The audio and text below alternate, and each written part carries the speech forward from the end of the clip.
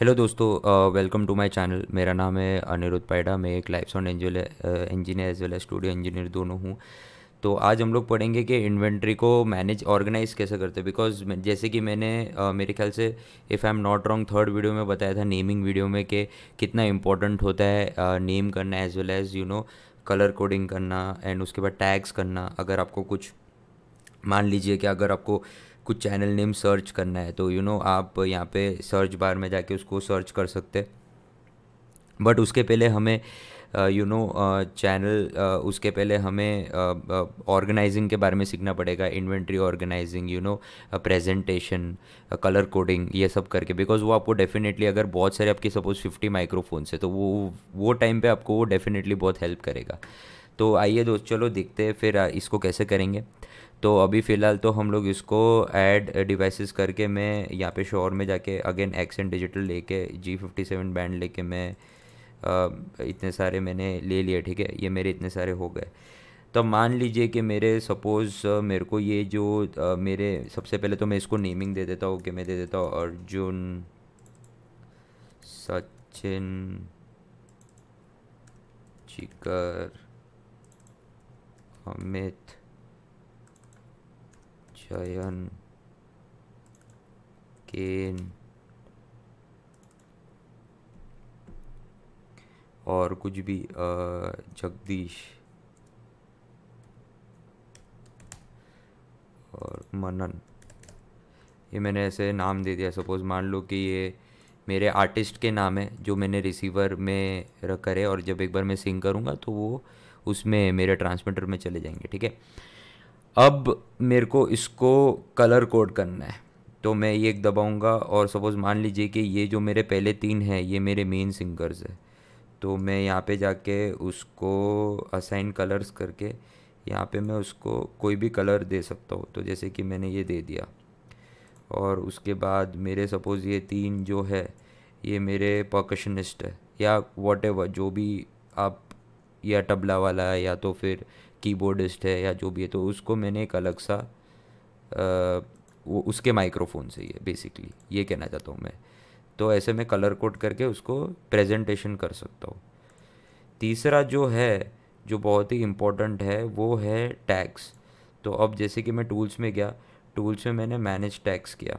तो सबसे पहले मैं करूँगा कि सपोज़ मैं मान लिया कि सिंगर्स, मेरे मेन वोकलिस्ट लिखता हूँ। मेन वोकलिस्ट है एक, मैंने टैग बना दिया। और दूसरा मैंने बना दिया कि मेरे परकशनिस्ट है। तो PERCU परकशंस। ठीक है, तो ये मैंने क्लोज़ कर दिया।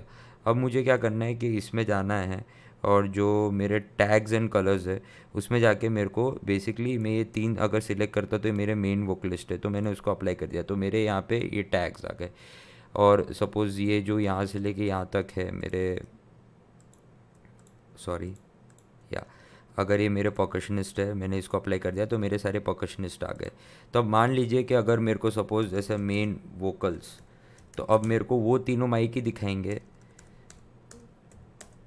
जो टैग्स है। तो बेसिकली ये रिप्रेजेंटेशन आपका बहुत अच्छा हो जाता है। अगर मान लीजिए कि आपके 50 100 कभी कभी ऐसे बहुत बड़े इवेंट्स हम कर रहे हैं, और अगर मेरे को कुछ प्रॉपर्टीज़ में जाके उसका चेंजेस देखना है, तो मॉनिटरिंग करना है, वॉट एवर करना है, तो तब मैं जाके ये टैग्स यूज़ करता हूँ। Tags are very important, actually it makes your life very easy. और उसके बाद मैं बेसिकली उसको, अगर मेरे को सॉर्ट करना है तो सॉर्ट में उसको बाई टाइप, अभी तो बाई टाइप है, बाई हेडर्स करूँगा तो ये सारे हेडर्स बेसिकली यहाँ पे जो सबके हेडर्स थे वो हेडर्स चले जाएंगे। अगर सपोज़ मान लीजिए कि मेरा दूसरा हेडर्स का अभी पता नहीं चलेगा, आई एम सॉरी, मेरे को कोई दूसरा इन्वेंट्री में लेना पड़ेगा। और ये मैंने सिलेक्ट कर दिया। और ये मान लीजिए कि ये कुछ मेरे दूसरे, मेरे को एक्चुअली पी एस एम्स लेने पड़ेंगे। P S M P S M thousands. ठीक है, कोई भी बैंड का मैंने ले लिया, तो अभी अलग हेडर हो गया। तो अब मैं क्या करूँगा, ये मैं इसको डिलीट कर देता हूँ। ठीक है, अभी ये मेरे अलग पी एस एम्स के अलग हेडर हो गए। इसको भी मैंने सपोज़ मान लीजिए कि कलर कोडिंग करके मैं इसको असाइन कर देता हूँ, असाइन कलर्स, और मैंने इसको ये ऐसा बना दिया। ठीक है, तो अब क्या होगा, और इसको भी मैं टैग दे देता हूँ। तो मैं टूल्स में जाके मैनेज टैग कर देता हूँ और मैं कर देता हूँ कि वोकल्स IEM। ठीक है, ये मेरा टैग बन गया। अब मैं जैसे कि इसको पहले 3 सिलेक्ट किया, मैं टैग्स एंड कलर्स में गया, वोकल्स IEM किया, अप्लाई कर दिया, तो अब ये तीनों चीज़ें मेरे यहाँ पे आ गई। अब अगर सपोज़ मेरे को बाई टाइप इसको रखने का है, ठीक है, तो मैं बाई टाइप रखूँगा तो ये अभी टाइप के हिसाब से सॉर्टेड है। ठीक है, अब अगर मैं हेडर करता हूँ बाय हेडर, तो ये सारे मेरे हेडर्स, जो यहाँ पे ये हेडर था वो ये हेडर चला गया। अब ये सब एक ही हो गया, पूरा एक ही हो गया। अब अगर मेरे को बाय RF जोन, अभी तक हमने जोन के बारे में सीखा नहीं है, मैं आगे के लेक्चर में पढ़ाऊँगा, अभी तक जोन पे आए नहीं हम लोग। तो अगर जोन वाइज अगर मैं रखता तो वो जोन वाइज हो जाएगा, बट अभी हमने जोन बनाया नहीं था इसलिए आपको पता नहीं चलेगा। और बाय नेटवर्क, अब नेटवर्क यहाँ पे एक्चुअली नेटवर्क यहाँ पे दिखाता है वो, बट अब सिंस कोई नेटवर्क दिखाएगा नहीं बिकॉज ऑनलाइन है नहीं, तो इसीलिए वो बाय नेटवर्क आपको उसके हिसाब से सॉर्ट करेगा। वो नेटवर्क बाय नेटवर्क कब करेगा, जब आप स्टैटिक नेटवर्क से जा रहे हो, क्योंकि उसमें सब में यूनिक नेटवर्क ID रहेगा। तो उसमें 192.168.1.78 192.168.1.79, तो वो उस हिसाब से 78 79 जो रहेगा वो इस हिसाब से वो सॉर्टेड रहेगा। बट फिलहाल अभी तो कुछ है नहीं इधर, तो अभी मैं कुछ बता नहीं सकता हूँ। आप जब आप वेयर हाउस में ट्राई करोगे, जब आप कनेक्ट करोगे और जब उसको IP एड्रेस के हिसाब से जो आपका लास्ट जो रहेगा 192.168.1.7879 ऐसे आप जो करते जाओगे तो उस हिसाब से वो डिवाइडेड हो जाएगा।